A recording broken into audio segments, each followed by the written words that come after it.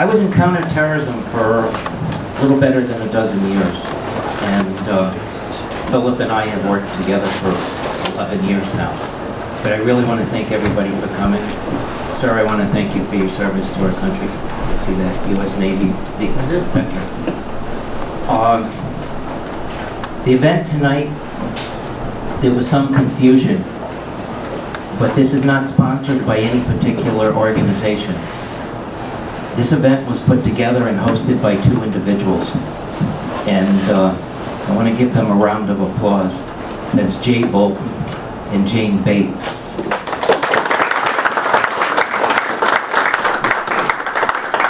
And of course, it's all about the fact that Philip Haney, DHS whistleblower, who drove up yesterday from Washington to address everybody here. I got out of counterterrorism in the spring of 2016. It was a long period of my life. It was pretty dark as far as that arena, and too many sleepless nights. But one of the questions that everybody always asks is, what can I do? I'm just an individual. How could I have an impact out there? Well, the first thing you could do is attend a meeting like this one tonight. That's the first step. The second step is to support the people that are on the front lines, because they're bravely fighting your battle. They're fighting a battle for you, your country, your children, your children's children. Because if we don't fight now, we're going to lose it. Consider, if you may, if you can, imagine if an organization sprouted up on American soil, a seditious organization with the intent of destroying Western civilization and our way of life. Imagine if this organization looked at their intent was framed within what they call the process of settlement as being a civilization jihadist process. Imagine if that organization clearly defined the work that they were doing as an understanding that they're here in America as part of this grand jihad, and their sole purpose is eliminating and destroying Western civilization from within, and sabotaging its miserable house by their hands and the hands of their believers. As far-fetched as it may sound, that organization sprouted roots in the United States back in the 60s. They're freely operating on over 2,000 campuses in America. They've infiltrated every level of our government. Now imagine a guy comes along, a scientist, who spent years overseas helping people in the Middle East and all over the place. 9/11 strikes, and he goes to work. He becomes a founding member of the Department of Homeland Security's counterterrorism unit. Now imagine what it would be like in his shoes if all the work that he was doing to rout out these people that are out there trying to destroy our way of life is blocked by his superiors. Imagine what it would be like if the very people that are here that are trying to sabotage our republic, that have infiltrated our system, were placed in the upper echelon in supervisory capacities in the organization that he's reporting to. Now imagine what it would be like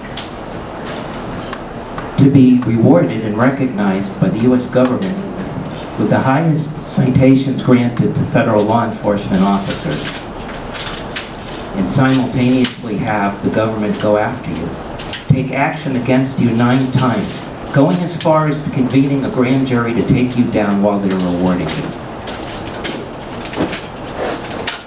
This man, who I consider a hero, I've worked with him for 11 years, fought it out. They took his gun, they took his badge, they denied him access to the database, and they cubbyholed him in a room. I'm sorry, I'm done with this mic. Anyway, they cubbyholed him, and they wouldn't let him do his job while they were taking action against him. How demoralizing it is to lose your weapon as a law enforcement officer, and then be treated that way, and have the country that you serve go after you. Anyway, I'm gonna introduce Philip Haney in just a minute or two. Couple things. Like I said, Jane Bate basically put this together, and she did it with her own personal funding. There is no cover charge tonight, but if somebody would like to help, to make a contribution to help her, it would be greatly appreciated. Second, I'm out of counterterrorism. I just launched a new organization. It's called Healing the Wounds. It's to mentor the forgotten children of our nation's fallen heroes in law enforcement and the military. If anybody wants to talk to me about that later, I'd gladly like to share some information with you. But without further delay, I'd like to introduce Philip Haney. And he's going to come up and speak, and then we're going to follow this up with a Q&A session, because I know everybody has questions. And here's your chance to interact with an expert.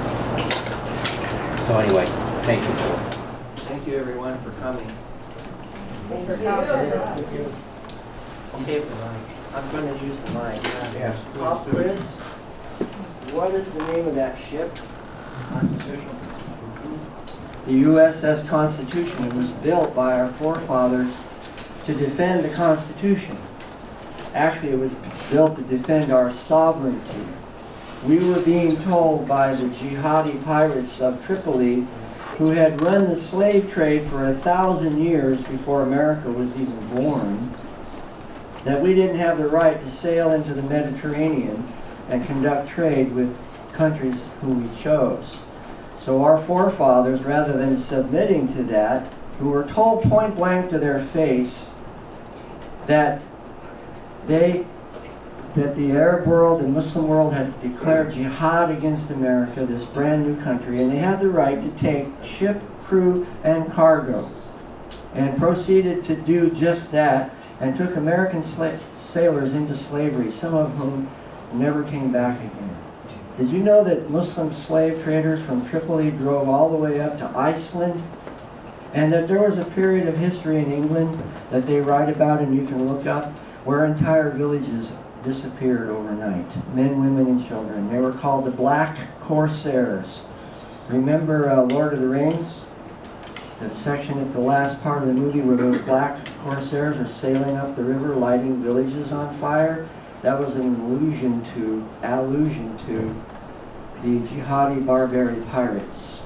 We've heard more about pirates in our time, right? The Somali pirates. It's nothing new. We spent up to 25% of our GNP ransoming ships, cargo, and crew from the barbary pirates. And so our founding fathers said enough is enough. And they built the most high-tech war machine. This one is... Oh, you just leave it here? Okay, let's see if that works. They built the most high-tech battleship of the time. It was impervious to cannon fire. And rather than be intimidated by the bold claims of the jihadis, they sailed right into the Bay of Tripoli and bombarded the fortress and broke the back of the slave trade. That was in 1804. It was probably the greatest humanitarian intervention of one country in the entire history of the world, because we broke the back of the 1,000-year-old slave trade with this one battle at the fortress of Tripoli in 1804. And yes, America did go forward, mainly because of the cotton gin discovery, which was one of those unintended consequences, and legalized slavery in Georgia in order to plant more cotton. The rest is history. At the highest point in slavery, we had 3 million slaves. Brazil at the same time frame had 10 million. And the Caribbean had about 5 million slaves at any given time during this era. But this was the beginning of the end of it. So those are the kind of things that the role of America played in the history of the world. And in this case, it was the U.S. Constitution, USS Constitution, built to protect our sovereignty that intervened in history. And the reason why I use that is because this state is called the Constitution State. And I wasn't sure why. I didn't really know that it was designated the Constitution State in 1959. And that prior to that, way back in 1639, they had fundamental orders, they called them. It was the first constitution, one of the first ones in the world. And apparently the Founding Fathers patterned, some at least, of the provisions of what we know of today as the Constitution from this document called the Fundamental Orders that was implemented right here in 3 towns in Connecticut, Hartford, and I can't remember the other 2, in order to clarify the rights and privileges of the citizens of this new colony. So it started here. The USS Constitution is an allusion to it, and your own state's history is an allusion to. So here we are in 2018. So now what will we do? Where are we going to go from here? It's a big question, right? Do some of you feel like this sometimes? I do. I feel like this pretty much all the time. I don't evaluate what I'm doing by success or failure.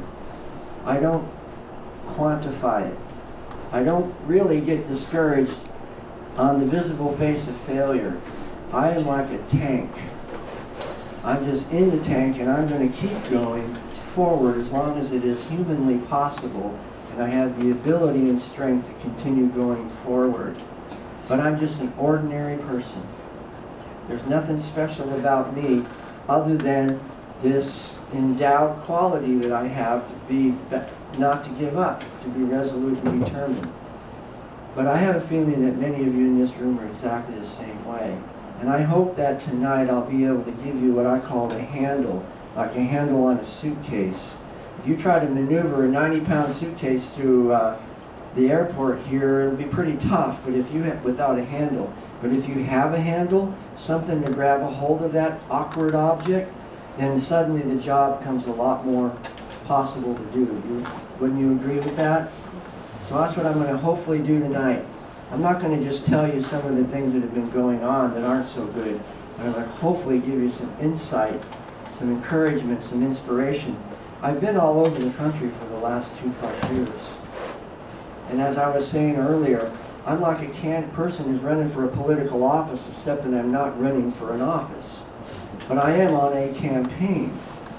I'm on a campaign to encourage my fellow Americans to participate in the government of, for, and by the people, and to recognize that we were endowed with unalienable rights, among which are life, liberty, and the pursuit of happiness, and that the Constitution is actually a legal document describing what those rights are, and that the government that we live under was instituted by the Creator. The Creator himself instituted government among men in order to preserve the very liberties that he so generously endowed him with. So doesn't it make sense that we should be part of that very same government? Of course it does. And the argument from the faith side of the community that it may not be right to be involved in politics, we should graduate from that, because the Declaration of Independence plainly says it's the Creator who instituted governments among men in order to preserve the liberties that he endowed us with. So that's what I've been sharing with people all over the country 1,000 times across this country. I don't mean 1,000 times. What I mean is there's 1,000 groups like this, 10,000 across the country, who are all coming to a light bulb moment, an aha moment. And I'm hoping, and actually confident, that 2018 is going to be that year, the year of the light bulb, when a lot more people have that light bulb turn on, and they realize that they have been endowed with a gift and an ability to participate in the government. And what we're talking about here, friends, is even more fundamental even than the Constitution.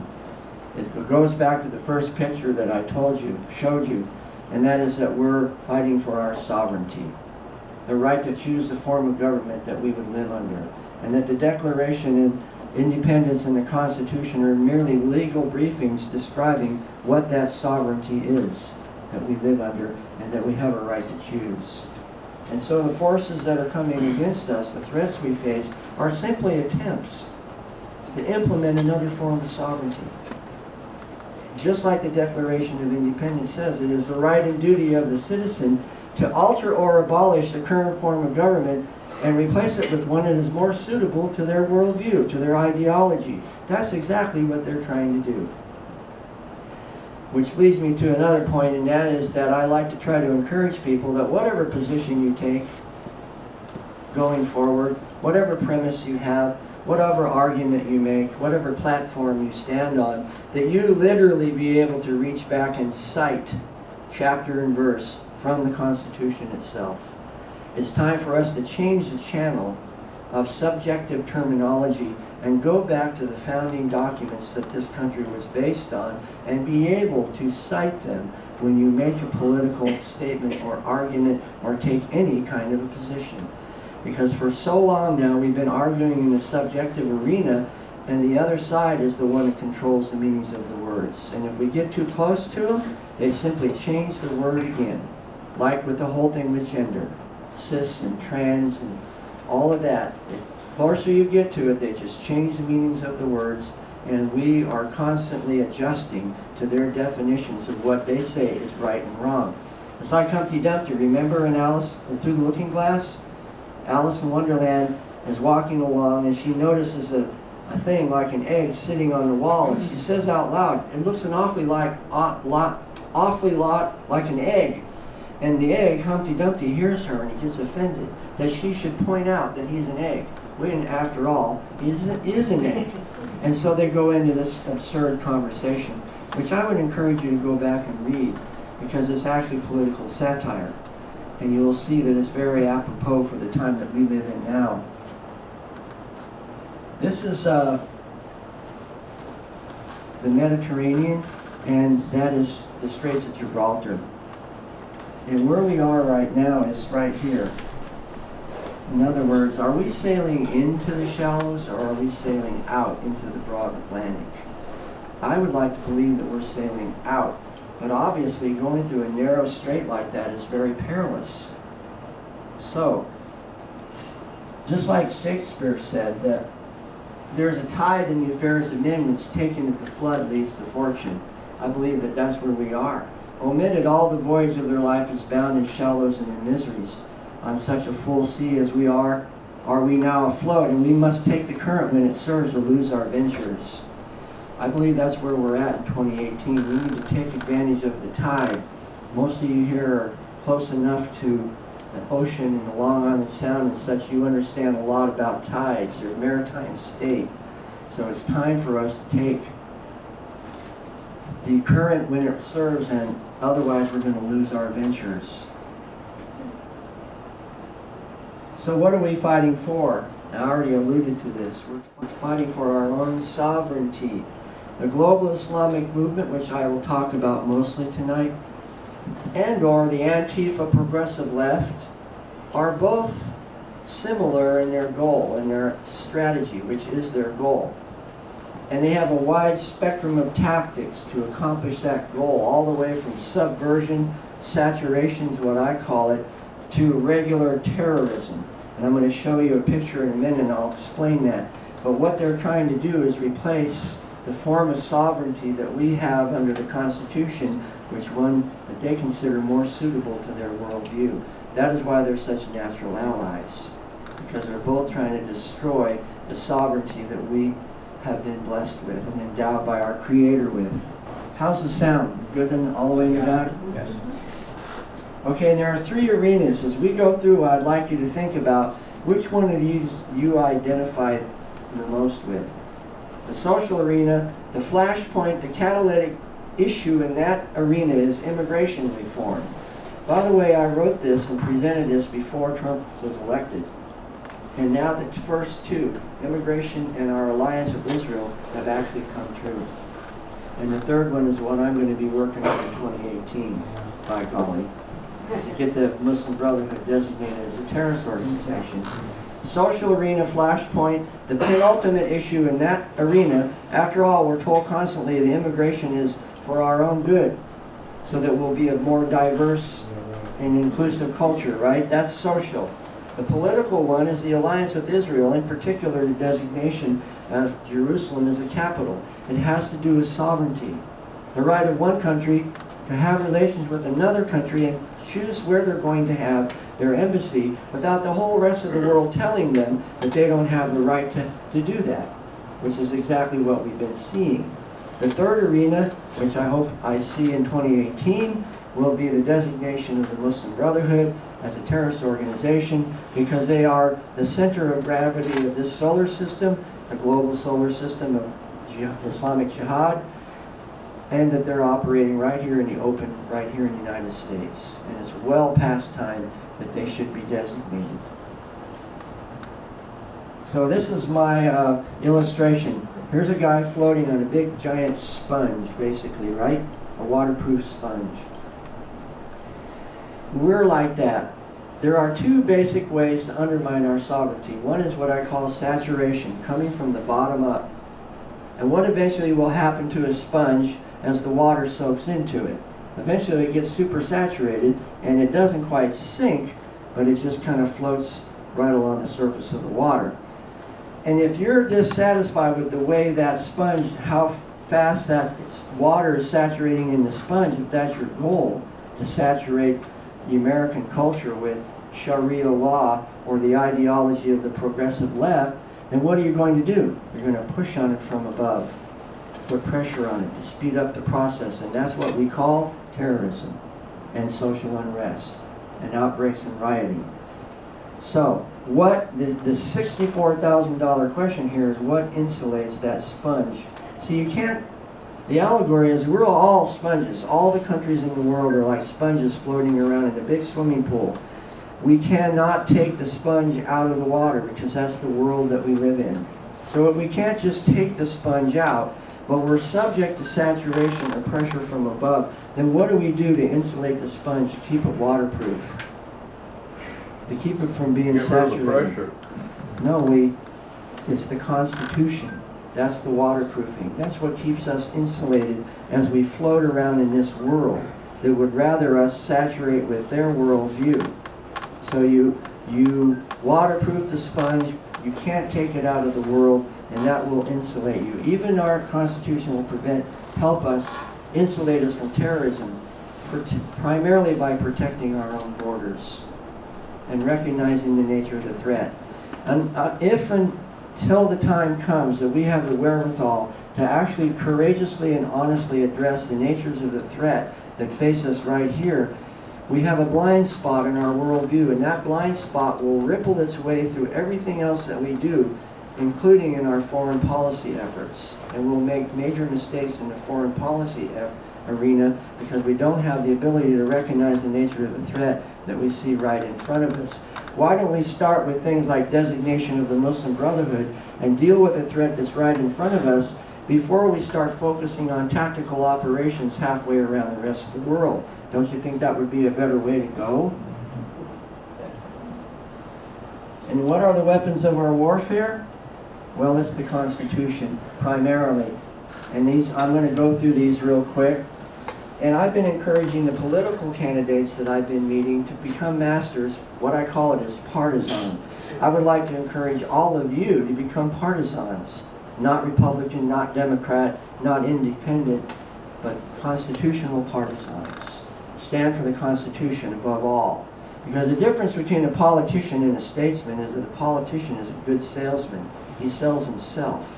He makes promises in order to achieve a goal and then forgets those promises and abrogates his constitutional duty and puts our country at peril in the process. Whereas a statesman will run for office with the understanding that he's going to be standing on the platform of the Constitution no matter what happens. That's the difference between a politician and a statesman.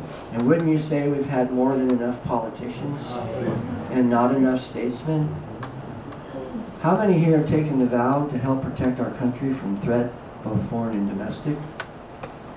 Thank you all for that. Do any of you feel like your vow is no longer valid, no longer in effect? None of you feel that way, do you? If there was an opportunity that involved you of keeping of your vow, you would do it if you were asked, right? Meanwhile, those who may not have been in law enforcement or military or in political office, I don't want you to feel left out. So you can take the same vow as a citizen and pledge to help protect our country from threat both foreign and domestic, because it is a government of, for, and by the people. And no matter how efficient the federal government might be, they don't have the ability to reach down and push the magic easy button at the local and state level. That's our responsibility. But if both sides do their job, then they touch in the middle, and the system, the government that we live under, actually has a chance of operating the way it was supposed to, the way it was designed to do. So all of us here have a role to play. And we should graduate from the thought of that it's I'm only. What can I do? There is something all of us can do. Think about those three arenas: social, political, or law enforcement - military. Find something that I'm talking about that you really can grab a hold of, that handle I was referring to, and become a master of that particular subject. And then we all work together, don't we? And we'll see a big improvement. I think you'd be surprised how fast things would change. And I hope we see a significant moving forward in 2018. I hope to come back later, after November, and let's have another one of these, and let's have some good stories. I'll come back and let you guys tell me some stories about what you did in 2018. How's that sound? The water bottle. Just picture you're holding a water bottle. The water bottle has three things in it, and one of them obviously is water. What are the other two things that are in that water bottle? And this is an illustration of seeing what is right in front of you and maybe not realizing. This is what intelligence is all about. Being an intelligence officer is helping others see what is there, but for whatever reason, it's not obvious. I want to help you by an illustration. So there's water in there. What else is there? Right up there at the top of that water bottle, the lid's on. The air. Okay, what's the third thing that is in the water bottle? Yes? Is it a metaphor or is it for real? It's a real thing that's in. Now that's a picture, of course, but Plastic particles. no, nothing to do with the water and nothing to do with the air. Those are checked off and off. There's one more totally different, totally unique thing, entity that's in that bottle. It's going to seem really obvious when I tell you, and that's the whole point of intelligence, is to make things that are hidden obvious. Light. Light is in the bottle. Otherwise, it would just be a black object. You wouldn't be able to see it, just a silhouette of it. So once you see it, I will suggest that you may not ever look at a water bottle again quite the same way when you drink one in your car, thinking, oh, I remember what Mr. Haney said about the light and the water and the air. Oh, I see what he's talking about now. It's right there in front of us. The solution to our problem is right in front of us. We just have been led away from it so that we barely recognize that the Constitution is a stronger barrier against the threats we face than even a physical wall. If we built a physical wall, but we don't go back to the Constitution, ultimately, do you think that physical wall will protect us? Did the Great Wall of China protect them? Did the Maginot Line protect them during World War II? No. But if we understand the Constitution and we complement that with a tool, essentially, the wall is a big giant tool to help us and protect our border and help law enforcement do their job better, then we're really talking about some success here in national security and protection of our sovereignty. Article 1, Section 8, paragraph 4 and 5, it says that establishing a uniform rule of nationalization throughout the United States. Can you think of, right off the top of your head, examples where the Constitution has been abrogated quite a lot? To provide for calling forth the militia to execute the laws of the Union, suppress insurrections, and repel invasions. This is the primary duty of the federal government, friends. and state as well, in cooperation. And this is what I'm trying to illustrate. The power for us to maintain our sovereignty is already written into the Constitution by our founding fathers. And to be able to take a provision from the Constitution like that and attach it to a political argument is what I'm trying to, or a position that you take, is what I'm trying to encourage you to do. The answer is already there. Here's the Antifa, stomping on free press, calling us Nazis while they themselves are the epitome of it. And this is what I call the red side of the equation, the progressive Antifa leftists. And what are they trying to do? According to them, they want to replace this racist, bigoted, non-inclusive, non-diverse culture of white supremacy and racism with one that they consider to be more diverse and inclusive and more fair. Isn't that right? Isn't that what they say? And that they can use any means necessary to do it? Antifa is just an expression of the goal to replace our sovereignty using a different tactic. They're not subtle about it. They're overt about it. They are like pushing from above. You know, the allegory of the sponge with the pushing from above and the water from underneath. They're not subtle. They go right for it. They're anarchists. And then this one here is the military is concerned about large numbers of individuals. This is from 2015. 30,000 people from what is called subject special interest countries came over the southern border in 2015. Special interest countries are the ones that President Trump wrote the first executive order on about what was then called the Muslim ban. The reason why he chose those 7 countries is because all but one, meaning Iran, does not have a functioning government. And these special interest countries, before I forget, I will give Jeff and the rest of the people that hosted this meeting a copy of the PowerPoint. And you can all have it. And all the references all the sources and links are all in the notes section of the PowerPoint. And you can all have it, so don't worry about missing some of it. You can have it and go back over it yourself. So the point is that our borders are wide open. And there's no reason for that. The guys on the border are perfectly capable of doing their job if they're simply allowed to do it. But they were handcuffed and blindfolded for the last 10 plus years by the previous administration. I know because I was one of them. And I wasn't just an average officer, I was actually pointing things out. And that's why I got in so much trouble. This just happened. 2 Border Patrol agents were attacked by illegals with rocks, and one of them died and one severely injured. That is in Van Horn, Texas. I stayed there in my RV twice, going back and forth across the country. The lady that ran the RV park told me that her son was out walking around with his buddies, and they came upon a bunch of Border Patrol guys who said, "You better leave now. There's a bunch of escaped murderers come over the border from Mexico. We've been ordered to find them, and this is hard to believe, and give them tickets to go wherever they want to in the United States." And I thought, that's a little bit hard to believe until that very story came out, and it was of all places in Van Horn, Texas. And that took me right back to that lady at the RV park. What she said was really true. This kind of thing is happening. Here's another one, Article 4, Section 4. The United States shall guarantee every state in this union a Republican form of government and protect each one of them from what? The federal government is supposed to be protecting us from invasion at the state level and against domestic violence. In other words, Antifa is unconstitutional. A group that openly proclaims, gives itself permission to use violence to bring about political change is unconstitutional. And this is what I'm trying to encourage us all to do.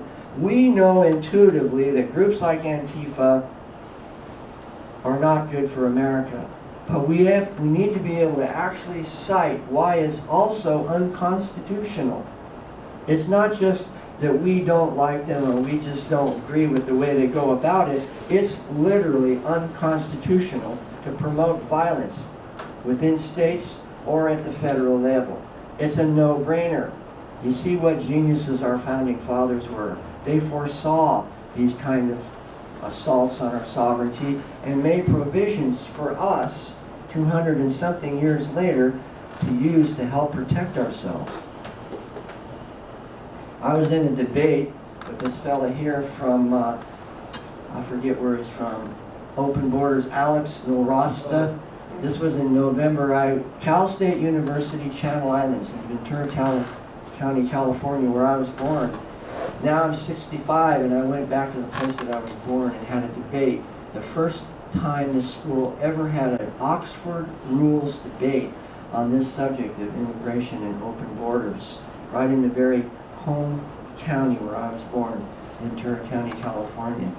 And we actually followed it. They let us go for the whole 2.5 hour period under Oxford rules. So I commend the kids there for letting us and not interrupting the meeting. And by the way, this is what I saw in the student union. This is before the January proclamation by the state of California that the entire state is now going to be a sanctuary state. That CSU, Cal State University, will not enter into agreements with state or local law enforcement, that will not honor immigration hold requests, and that will do not and told the police not to contact or question or arrest any individuals on the basis of being or suspected a person is here illegally. You realize, just think about all that for a minute. First of all, the university policy is to force law enforcement officers to violate their oath of office, to not do the job that they swore to do, and or that they're not going to cooperate with the federal government. That's entirely unconstitutional. And what Sessions should do, and what I think he actually is in the process of doing, is serving notice, serving them with paperwork. You either comply or we will literally perp walk you right off the campus. He needs to make an example of some of these institutions and individuals and get us back to a constitutional. Where are we going to go if this kind of thing is allowed to spread across the country? Chaos and anarchy. What is the federal government supposed to protect us from? Chaos and anarchy. You see how I'm tying this together? It's a closed circle. The provisions are there for us to protect ourselves. This is Article 6. Down at the bottom in red it says that the U.S. Constitution is the supreme law of the land and that the judges in every state shall be bound thereby. Now we've been seeing examples of judges in state level and or circuit court level not abiding by the Constitution. We just had one, was it today? Ninth Circuit. Very day. The same group. So the point is, I think, it's starting to come into focus for you. See, we have open, blatant violations of constitutional law going on around us. And that is the reason why we have outbreaks of violence and chaos and anarchy, because we're not abiding by the simple provisions of the Constitution. And this, by the way, is also the very straightforward reason why Sharia law is illegal. You don't have to stay in the First Amendment arena to fight the battle against Sharia. You go to the Article 6. After all, First Amendment is an amendment to what? The Constitution. The original articles of the Constitution, which means the First Amendment doesn't supersede the Articles. The First Amendment is built on the foundation of the Articles, which means that the First Amendment, by default, is supposed to comply or be built on the provisions of Article 6, not the other way around. So we've been putting the emphasis on the wrong syllable for way too long. It's time to put the emphasis on the right syllable from now on and refer, for example, to Article 6 of the Constitution. That will keep you insulated from being attacked for being a racist, etc., because all you're doing is a partisan for the Constitution. You see what I'm saying? It's starting to kind of come into focus, isn't it? Now, at this point already, and we'll be done in 5 or 10 minutes, we can have questions. Do you feel a little bit more confident and capable of maybe going forward in this challenge that we face than maybe you did about a half an hour ago, just based on what we've already seen? If so, that's a great encouragement. And we should go forward with that. Now here's the Muslim Brotherhood's icon. And since we're going to, what time are we supposed to be technically done? I believe 8 o'clock, Philip. Okay, I'll go for a little bit longer and then we'll have some questions. This is the icon of the Muslim Brotherhood. The so-called moderate Muslim group that President Trump or Obama formed an alliance with and brought the leaders of this group into positions of influence and authority within the executive branch of the government. And now you're seeing why I got in so much trouble. Because they basically tried to chop me apart with those swords that you see in that picture right there. The white lettering says Al-Ikhwan al-Muslimun, that is the Brethren of Islam, that's the Muslim Brotherhood in Arabic. Down at the bottom it says Wa Yahuda, it comes from Quran 860, Al-Anfal, the spoils of war. It is the most violent chapter in the entire Quran. It talks about plundering the wealth and the property of the unbelievers. The whole chapter is called Al-Anfal, the spoils of war. And chapter 860, where that phrase is from, says, prepare to terrify your enemies and slaughter them. Now, if this is a moderate organization, then you tell me exactly what would a radical one be. And this is the organization that I'm saying we need to designate as a global terrorist organization. Their own icon and their own motto tells you what their intentions are. Do you see an exclusion zone when North America comes rolling around? There's a big X there, off limits. America is immune to the goals that are stated in this representation here? No. So don't you think we should err on the side of caution and literally take them at face value, take them at their word, and respond to them in exactly the manner that they, according to what they say they intend to do? Don't you think that would be the better way to go than to reinterpret that and say that that's not what they really mean when it's actually derived directly from the Quran? What do you say? But if the government says that that's not allowed, then you find yourself in a crisis, right? If you're a sworn law enforcement officer, and that group was my specialty within Customs and Border Protection. I worked at the Advanced Targeting Team at the National Targeting Center, the secret squirrel unit of DHS. And I worked on this case, and I worked on another one, which I'll talk about a little bit. It's called Tablighi Jamaat. It's a global organization with between 75 and 125 million members, and they're called the Army of Darkness. That's Syed Farouk and Tashfeen Malik. The San Bernardino shootings was that group. And those shootings could have been prevented if the U.S. government had not gone in and deleted all the records that I put into the system on that very organization. And they did that around September of 2012. The attacks were 2.5 years later. Then I went on Megyn Kelly on the 10th of December, first time I ever went public, because before when I was law enforcement I didn't talk to the media. No pressure. I'm only on Fox News with Megyn Kelly in the studio in Washington, D.C., and contradicting the entire narrative of the Obama administration, saying that it was Tablighi Jamaat that was involved in the San Bernardino shootings. And then a week later, the FBI published the unredacted transcript of their interview with Enrique Marquez, the guy that supplied the guns to Tashfeen and Syed Farouk. And in paragraph 23 of the unredacted transcript, which, by the way, before or since, I have never seen the FBI release an unredacted transcript of an interview with anybody involved in an active case.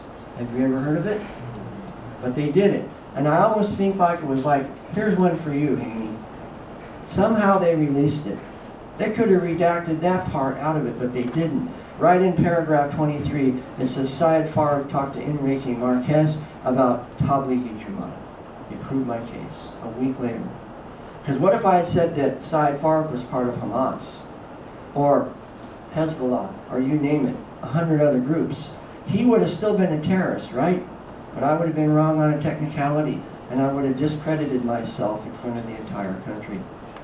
I would have lost all my credibility right there. And my agency would have contacted Fox News, you can be sure, and told them, you see, that's the reason why we investigated him 9 times. He's an Islamophobe, he's a racist. He makes unfounded accusations about people in peaceful Muslim groups, right? And that's what they would have done. All they could say is that my story was full of holes, without ever explaining. They said, we're not going to comment, except that Mr. Haney's story is full of holes. But other than that, we have no comment. And so 2 days later, I was with Judge Janine. I had the earphone in my ear, and I could hear him in the studio. Judge Janine said, Mr. Haney, the agency says that your story is full of holes. What do you have to say about that? I thought for about a second, and I said, well, Judge Janine, if my story is full of holes, I'm not the one that put them there. And I could hear everybody in the studio in my earphones laughing.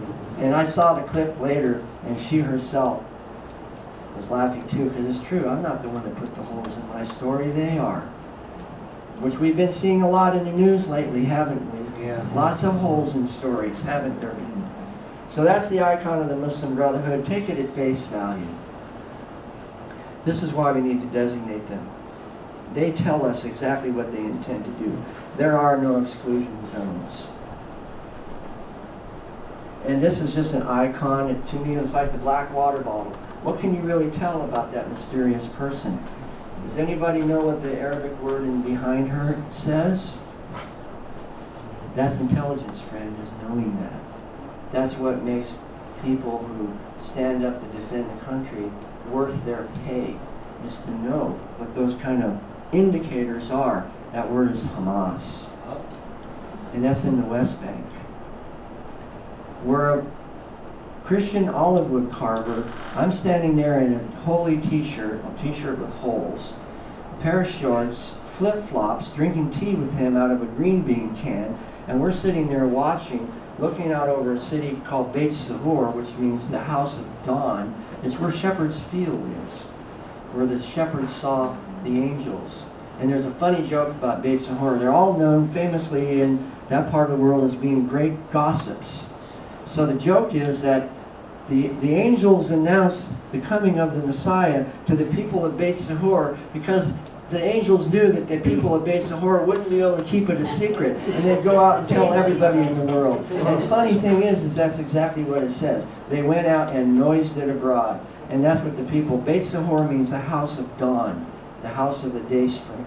So, anyway, we were talking about it, and this man said to me, without knowing anything about what I actually did for a living, that we could help the Americans if they would only let us, but they're too stupid to realize it. That was his words, not me.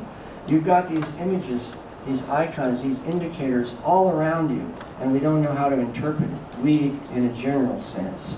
And those of us that did try were shut down. Repeatedly. That's why I call the book See Something, Say Nothing, because I was told you can't say.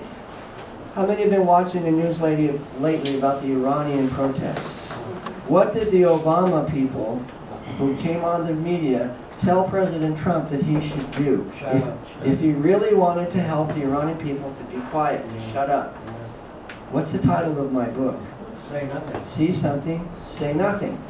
Perfect proof of why I called it that.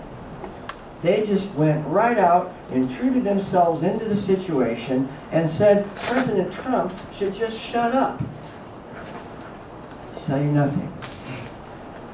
So, by the way, these are the two bills that are pending.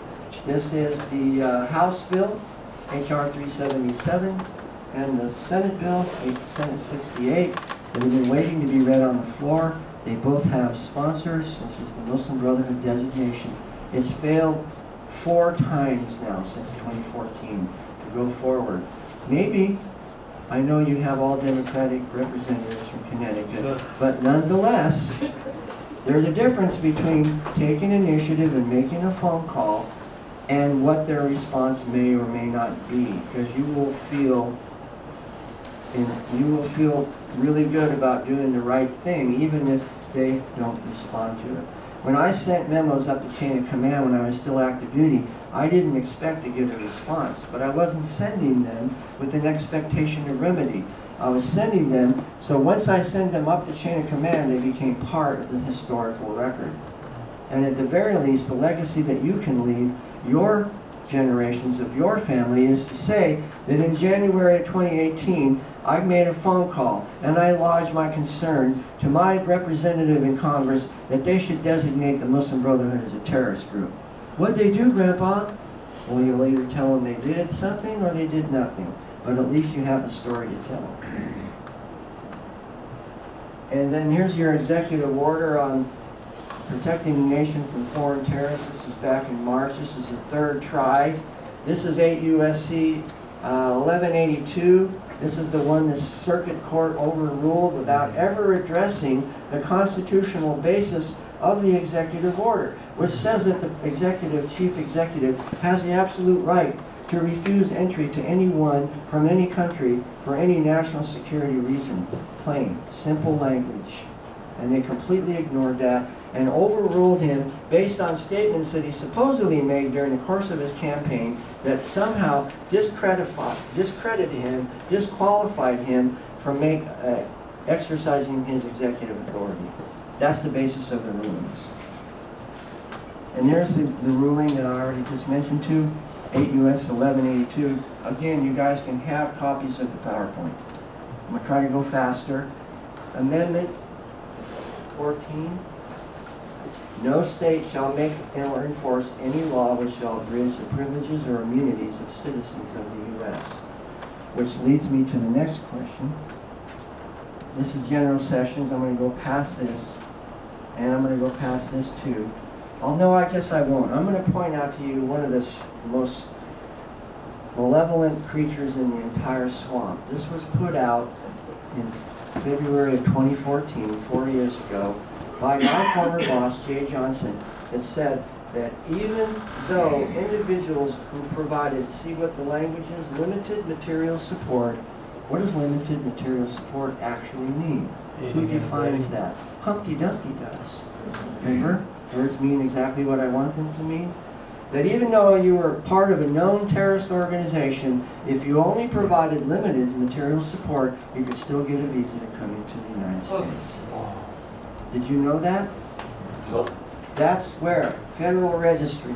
Congress makes laws. The executive branch is supposed to enforce them. But Obama went to the pen and phone and started issuing, remember, executive orders. They're not bad in themselves. But when he got a lot of pushback, he went to the next level. He started having secretary level at cabinet write memos and policies and send them up down the chain to people like us. But even that got too much attention, so then they went to the third step away from oversight and started putting things in the Federal Registry in the middle of the night. And so we are supposed to abide by these policies and let individuals come into the country that we knew were affiliated with terrorist groups and say nothing about it. This is one of the things that needs to be remedied. And I'm going to fly through this, but real quick, this is, which one wrote this one? This, I believe, was Kelly, when he was still Secretary of Homeland Security before he became Chief of Staff. He wrote this memo, 20th of February. The Department will no longer afford Privacy Act rights to foreign nationals and LPRs, green card holders. So what's the big deal about that? That's the reason, friends, that I was investigated for violating the privacy rights and civil liberties of foreign nationals. So if I was investigated for violating the rights and privacy protections of foreign nationals, and Secretary Kelly rescinded that, what does it mean about the basis of why I was investigated? It means I was investigated illegally, or at the very least, extra-legally. They investigated me based on a provision that was unconstitutional. And I would love to give the person, shake their hand and give them a kiss on the cheek if I ever find out who actually wrote that language, because it proves that I was investigated. And that all the records that they took out of the system were therefore taken out of the system illegally. You're looking at the swamp, friends. How many people have been harmed by these policies? We don't even know. But I know that the ones in Orlando and the ones in San Bernardino and the ones in Boston and the ones in Chattanooga and the ones in Fort Hood were. That I can tell you.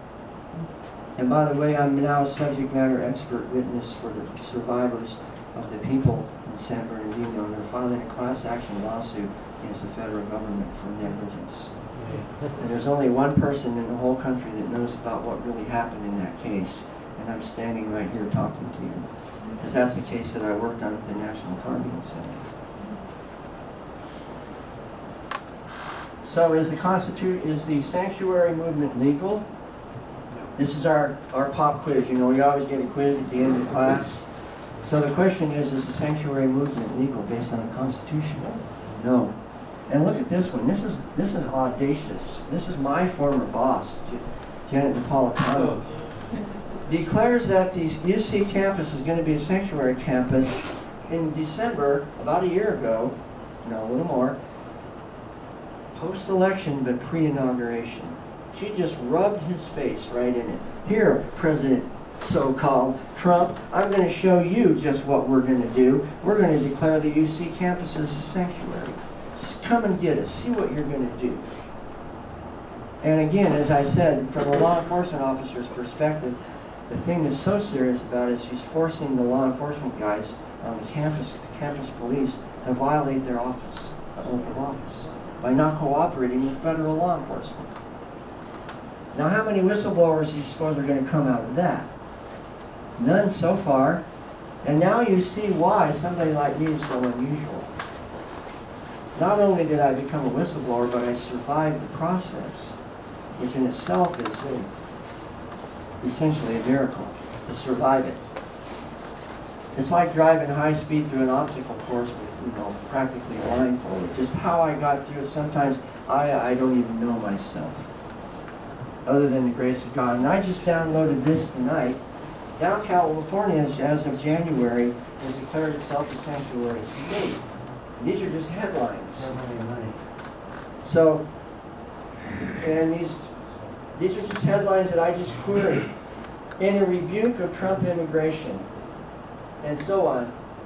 And it talks about ICE and some of the repercussions, but the point is that they didn't just stop at the campus level, they went to the state level. So now they legalized pot, and they made themselves a sanctuary city. What kind of a combo do you think that's going to be? A high one. Yes. And I'm not going to go through this. There is an organization, I will go through it, HUIS, Al-Qaeda of the Indian subcontinent. It is made up of the remnants of the first Al-Qaeda and the second one, which we know of as ISIS. They are reconstituted in the Indian subcontinent, and they even were nice enough to publish a code of conduct for us. And they tell us exactly what they intend to do, and that is to target Israelis and Americans everywhere in the world, and to subvert the governments of Afghanistan, Pakistan, India, Bangladesh, and Myanmar.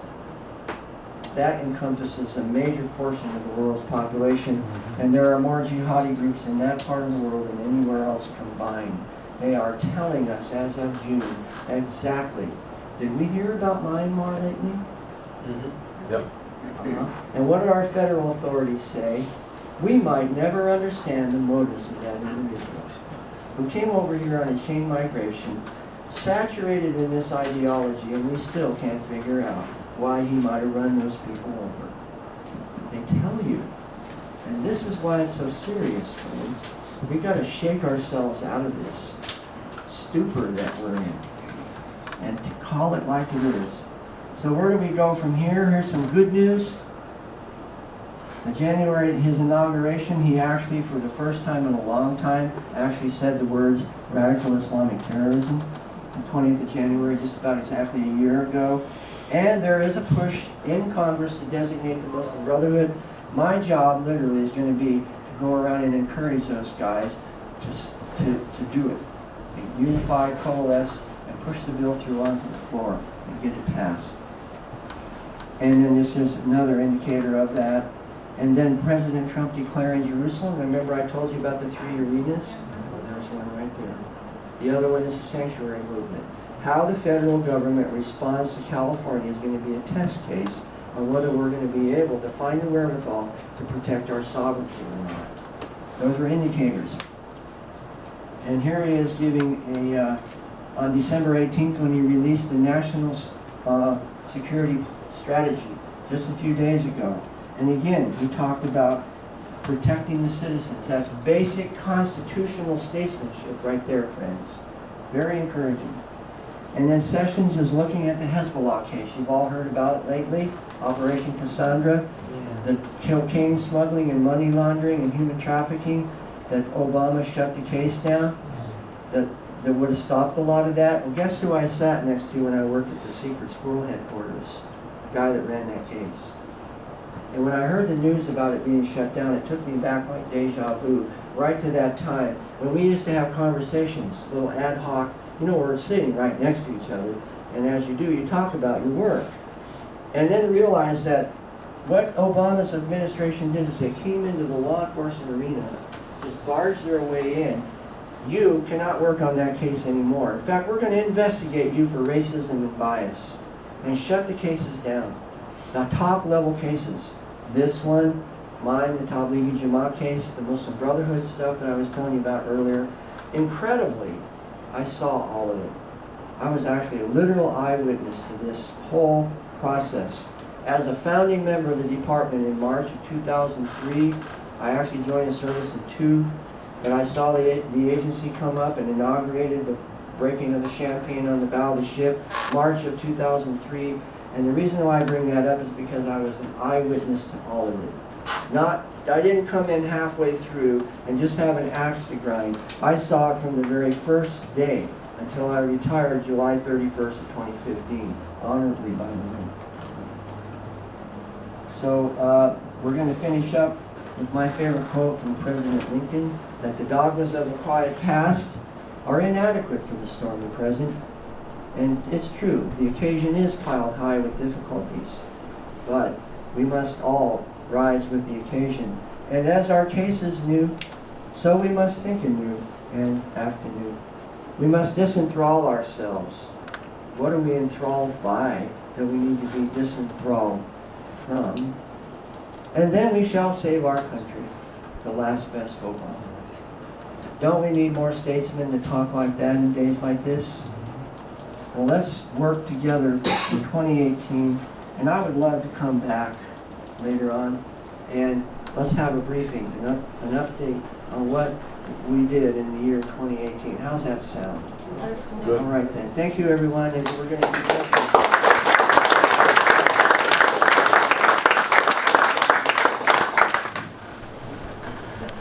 All right, we're just going to take them by hand. Yes, sir, I'll repeat them for the video. I was just thinking, is the Muslim Brotherhood people that Obama put into the government, do you think they're part of that deep state that's giving the president such problems? Yeah, either them or the ones that brought them in. That's an important thing to keep in mind.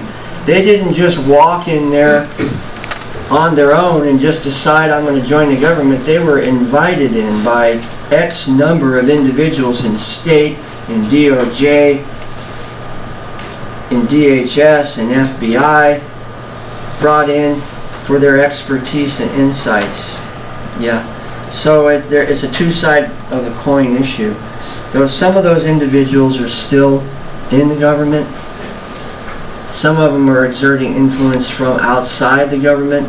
Tillerson just met with CARE not that long ago, Council on American Islamic Relations, and he also met with the U.S. CMO, U.S. Council of Muslim Organizations. I went to a rally on the 16th of December on the ellipse of the White House, South Lawn, and all the top leaders of the Muslim Brotherhood, the very same ones that I was targeting when I was active duty, were at the rally. 10 or 15 of them, and I was standing literally arm's length from them. I disguised myself. I wore a big hat, sunglasses, coat up to here, and walked right into the middle of it.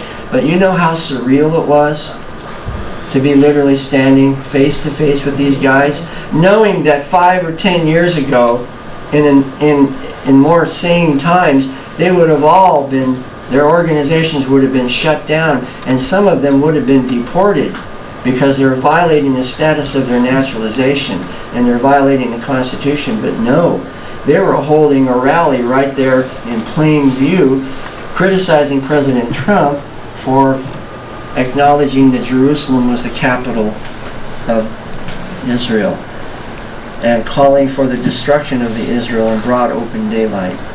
Those very same individuals. So that's the answer to your question. They're still operating right out in the open. Mr. Haney, they have free speech rights. Yes, they do. Everybody that lives in our country does, unless you're violating the law and calling for the subversion of the Constitution and the downfall of an entire another country that's one of our strongest allies in the world. That's not acceptable. Yes, sir? So why is our government participating in its own destruction? What's in it for the government to destroy this country? It's a clash of civilizations, isn't it? Yeah. It's a clash of worldview. They apparently believe that they need to participate in the altering or abolishing of a current form of government and replace it with one that's more suitable to their worldview and or the worldview of the constituents that they supposedly serve. Right? But if they had run on a constitutional platform from the very beginning, in a sense, they either would have been elected by a different constituency within the district, or they wouldn't have been elected at all. Yes, ma'am. They're saying the Constitution is obsolete and they're discrediting it. They're calling the Constitution is obsolete and discrediting it. Now you see the genius of our forefathers. When they said in Article 6 that the U.S. Constitution is the supreme law of the land, and when they put the provision in the Declaration that we actually do have the right to alter or abolish a current form of government, but it's within the understanding that you do it in a constitutional way through the ballot, not through anarchy and violence to overthrow the government. The left doesn't care. No, because their goal is to replace it, not to improve it. It's very fundamental, but once you grab a hold of that, remember in algebra how we used to have to remove cancel out the variables on each side of the equation, and you would eventually squish it down to a real simple format like E equals MC squared. Well, this is kind of what coming to this understanding does for you. It simplifies the whole thing, and you're able to look at it through the lens of a constitutional perspective, and it makes it very simple to evaluate. Is this in support of our sovereignty? Then go for it. Free speech from here to the cows come home. And if it's undermining our sovereignty, then it's unconstitutional. Is that a delicate balance? Yes. But is it one that we should be aware of? Also, yes. Because if we don't enforce the provisions, we will. What will happen in America if we don't remedy this situation is that we'll balkanize. We'll split into sections. Places that you would want to go and places that you don't want to go, either involuntary or by law. You can't go there because you don't support something, and so on. So that's the whole point of it, is that we will split into sections if we don't remedy this constitutional crisis. Yes, sir? Yes, I'd like to ask the people here, what do they plan to do between now and the next time you come back? And do they want to be a part of an organization that supports our sovereignty in this country and believes that the Constitution is a solution? I'm a member of the John Birch Society, and I'm a Wyndham chapter leader, and we have organized meetings in the eastern part of the state, and I know Colchester is part of the New London County, and New London meets this 13th, this Saturday, at 11 o'clock at the Otis Library. And we are actively pursuing the Constitution and teaching it to the public out there to In have those them three understand. arenas that I pointed out, the social, the political, and the law enforcement arena, which one of those three would you say that your focus lies within? Which one I'd of say those? it's the social, because Okay. we're actively pursuing that, teaching that Constitution where That's exactly the reason why I brought up the concept of the three different arenas. Some of the people here will be drawn to that arena to operate in. Good. Other ones will be drawn to the political arena, and other ones will be drawn to law enforcement-military arena. even within this group, that there'll be 3 groups. If we could actually literally say, okay, you guys over there, you guys over there, like in school and high school, you guys over there. So some people here may be very interested. Other ones are going to be drawn to something entirely not really different, complementary, but just not in the same arena. And that's the challenge that I will make for you to help them answer your question. I'm not sure if the people here all necessarily, some do, some won't. What exactly is it that I'm going to do going forward? What am I going to do with the information that I just learned about tonight? And that will be the first step in the process, is coming to make a decision. What is it that you and you and you are most capable of? What area can you work in that you feel you will make the best progress and that you're best suited for? And it'll be different for each person. The gentleman back there has had a question for a while, Philip. Okay, the gentleman back there. Right, sir? I see that the Senate and the House of Representatives have a bill in against declaring the Muslim Brotherhood as a terrorist organization. But does that include all of the related organizations like ISNA, IIIT, MAS, MSA, and et cetera, to the tune of about 27 other organizations that are related to them? It doesn't name them. It just names the Muslim Brotherhood. So even if the bill is passed, which would be wonderful, it will be just the first step in the process, which is exactly why I use it as the litmus test for that law enforcement arena. If we come to the point in our country's history where we actually have the wherewithal to address this issue fully as it needs to be, then you're going to really be able to say that our country is recovering itself. You see what I mean? These are indicator issues. Immigration is a raging, violent debate right now. Every day something comes up. Our political relationship with Israel is a raging, violent debate, and I mean that absolutely literally. And this one will be too. Can you imagine what the Global Muslim Brotherhood organization is going to do? Actually, they already gave you an indicator. They declared war on us. When President Trump designated the capital of Israel as Jerusalem, Hamas and Muslim Brotherhood both came out in public statements like somebody who had a spasm of Tourette's and declared war on us, that it was an act of war. So they've already told us what their real ultimate intentions are. Let's just take them at face value. But as you well know, it's an excruciatingly slow process sometimes. In order to carry forward Phil's good work, Phil met with key members of the state legislature this morning, thanks to Jane Bate. And we are bringing them Phil's knowledge. So if you can just chip in $5, $2, whatever, I'll stand outside the door. Whatever you feel comfortable, they'll enable Jane to go forward with this good work. That'll be very, very, very helpful. And thank you so much for coming. And just one more thing I just want to add. Each of us as citizens, there's no reason why, as Phil said, we can't call our congressman and senator and ask them to tell you in writing why they would not support those specific bills. Example, I sent one thing to Chris Murphy, to Joe Courtney. I said to Joe Courtney, I heard the Muslim Brotherhood is a hazard. Tell me about it. They gave me their expert talking for an hour, which I transcribed, told me, don't worry, be happy. Oh. So this is what we're dealing with, and every one of our legislators, every one of us. So we need to, every one of us, to go and start paying on these bastards. Excuse me. I shouldn't have said that. Well, they are. I mean, dirty bastards. Sorry. So anyway, so that's the thing. So I'll stand outside the door. Whatever you can contribute to help Jane carry forward her work. God bless you for So it. I guess the point is there's no easy button, but there is a button.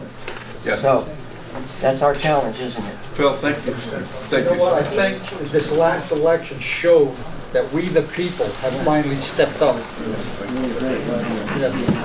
That's why Trump got elected. Yes, I know. Silence is not- Because I don't, I'm on all this stuff like that.